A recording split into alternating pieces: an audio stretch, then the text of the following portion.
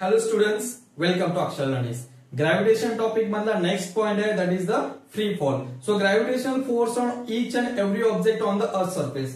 Earth surface वरती जो काही ऑब्जेक्ट आहे त्या प्रत्येक ऑब्जेक्ट वरती ग्रॅव्हिटेशनल फोर्स हा ऍक्ट होत असतो. For example if I am holding a stone at a certain height, त्या स्टोन वरती सुद्धा ग्रॅव्हिटेशनल फोर्स काय करणार आहे, ऍक्ट करणार आहे. When I am holding a stone at a certain height, that stone is also experiencing the gravitational force.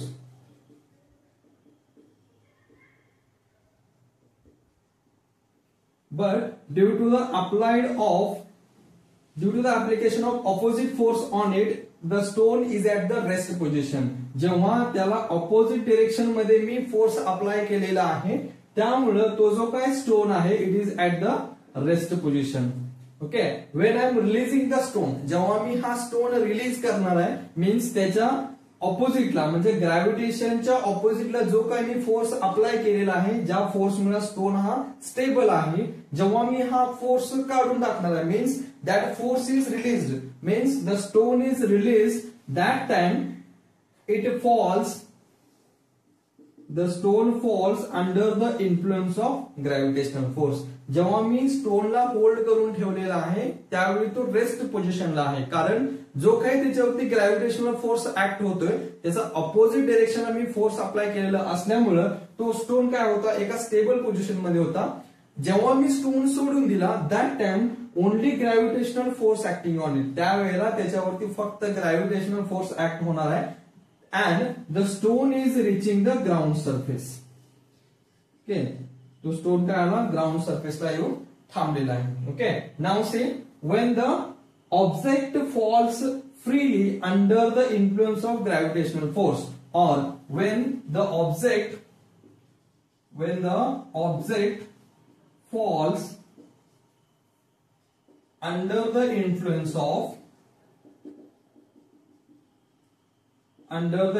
of gravitational force,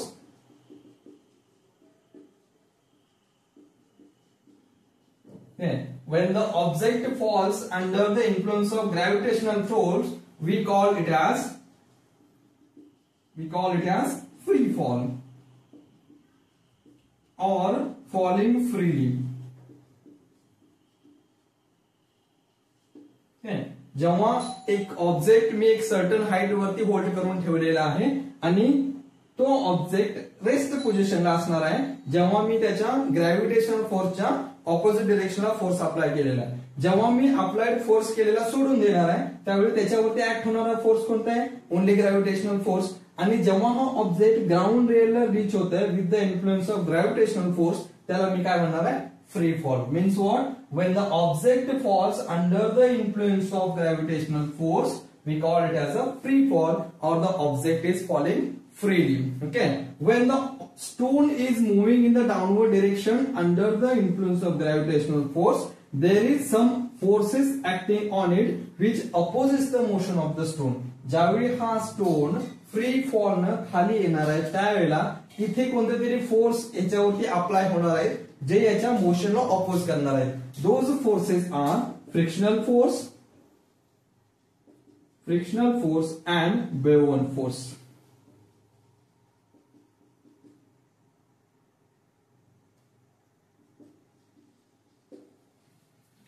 ज्यावेळी हा object under the influence of gravitational फोर्सच्या खाली पडणार आहे, त्यावेळी त्याला अपोज करणारे फोर्स असणार आहेत ते फ्रिक्शनल फोर्स अँड द बेवन force. So what is meant by Bevan force? It is force applied by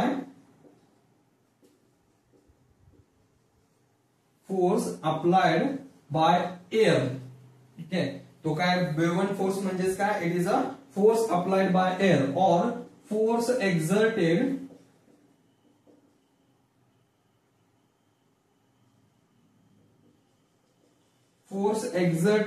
by air in upward direction.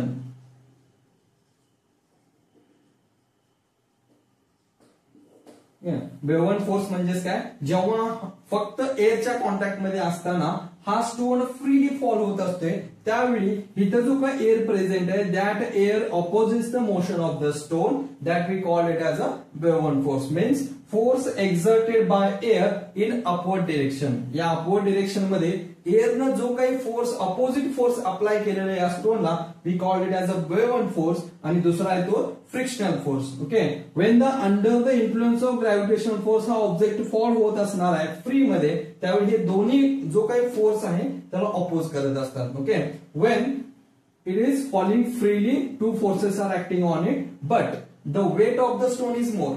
जो काही वेट आहे स्टोनचा त्या स्टोनचा वेट जास्त असल्यामुळं the force applied that is a frictional force and वेव्ह वन force are very less. Due to this it does not affect the motion of the stone. जो काही स्टोनचा मोशन आहे त्या स्टोनच्या मोशनला हे जास्त अफेक्ट करणार नाही कारण त्याचा वेट जो आहे तो जास्त आहे या दोन्हीच्या फोर्स पेक्षा. Okay, when we are falling freely for example जर का figure and stone we are releasing from the same height. We are considering another example here. हा ग्राउंड सरफेस आहे. For example there is a one feather. इथे एक one feather आहे आणि या दुसरा आहे तो stone. When we are releasing both from the same height. या दोन्ही ऑब्जेक्टला फीदरला आणि स्टोनला दोन्ही ऑब्जेक्टला ज्यावेळी फ्रीली आपण सोडून देणार एका सर्टन हाइट वरून that time stone reaches to the ground at the first and after a certain period of the time the feather reaches to the ground. Why? Because here the weight of the stone is more as compared to the feather. Due to this the opposite force applying on it that is the frictional force and the wave one force are very less as compared to its weight. ह्याच्या weight पेक्षा जो काही opposite force आहे जो काही frictional force असेल किंवा wave वन फोर्स असेल त्याची व्हॅल्यू जी काय आहे ती खूप कमी आहे. त्यामुळे स्टोन त्याच्या वेट मुळे काय येणार आहे खाली येणार आहे. म्हणजे या दोन्हीच्या वरती ग्रॅव्हिटेशनल फोर्स ऍक्ट होणारच आहे. There is gravitational force on both the object but due to the weight condition it comes first to the ground. आणि जो काय फिदर आहे जो फिदर खाली येत असताना त्याला अपोज करणारा जो काय फ्रिक्शनल फोर्स आणि वेव्ह वन फोर्स आहे इट इज मोर. ह्याच्यावरती ऍक्ट होणारा फ्रिक्शनल फोर्स आणि वेव्ह वन फोर्स हे दोन्ही जास्त असतात. That is why it reaches to the ground after certain period of the time. त्यामुळे तो काय करतो लेटनी इथे येऊन पोहोचणार आहे. But what happens in the vacuum जेव्हा आपण व्हॅक्यूम क्रिएट करणार आहे मीन्स व्हॉट ह्याच्यामध्ये जी काही एअर आहे ते सगळं एअर आपण बाहेर काढून घेतला. Vacuum means there is no air present. ज्यावेळी व्हॅक्यूम मध्ये हे दोन्ही ऑब्जेक्ट आपण सोडणार आहे under the influence of only gravitational force. मग त्याच्यावरती ऍक्ट करणारा जो काही फ्रिक्शनल फोर्स आणि वेव्ह वन फोर्स आहे हे दोन्ही फोर्स असणार आहे because it is exerted by the air. आणि जेव्हा आपण एअर काढून येणार means we are falling them in a vacuum. कुठून घेणार आहे आपण व्हॅक्यूम मध्ये. जेव्हा आपण व्हॅक्यूम मध्ये सोडून देणार आहे तेव्हा त्याच्यावरती ऍक्ट होणार दोन्ही फोर्स कॅन्सल झाले. ओनली ग्रॅव्हिटेशनल फोर्स ऍक्ट होणार आहे. That time both the objects reaches to the ground at the same time. म्हणजे काय करणार ते स्टोन असू दे किंवा फिदर असू दे दोन्ही ऑब्जेक्ट व्हॅक्यूम मध्ये ग्राउंड वरती सेम टाइमला रीच होतात. मीन्स त्याच्यावरती होणारा ग्रॅव्हिटेशनल फोर्स हा सेमच असतो but due to the frictional force and वेव्ह वन force object reaches to the ground at the different times. आता ह्याच्यावरती जो काही फ्रिक्शनल फोर्स आणि वेव्ह वन फोर्स ऍक्ट होतोय when it is falling freely त्याची velocity जी काय when it is moving in a opposite direction.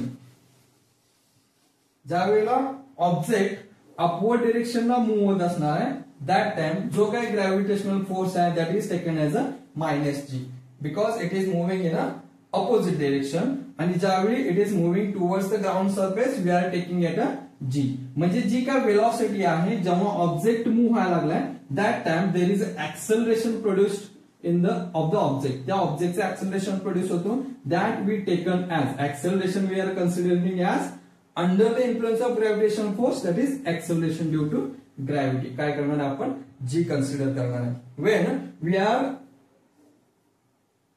Moving that object from the rest position एका सर्टन हाईट वरती त्याला आपण रेस्ट पोझिशनला धरून ठेवलेला आहे त्यानंतर त्याला रिलीज करून दिला it is moving towards the ground that time initially the initial velocity is 0. Okay initial velocity किती असणार आहे 0 and when it is moved under influence of gravitational force it's acceleration is increases. कसं होत जाणार आहे तो ऍक्सेलरेशन इन्क्रीज होत जाणार आहे. मग त्याची वेलॉसिटी आणि टाइम पिरियड, त्याची वेलॉसिटी आणि टाइम पिरियड हे कसं करणार आहे आपण according to the Newton's equations of motion.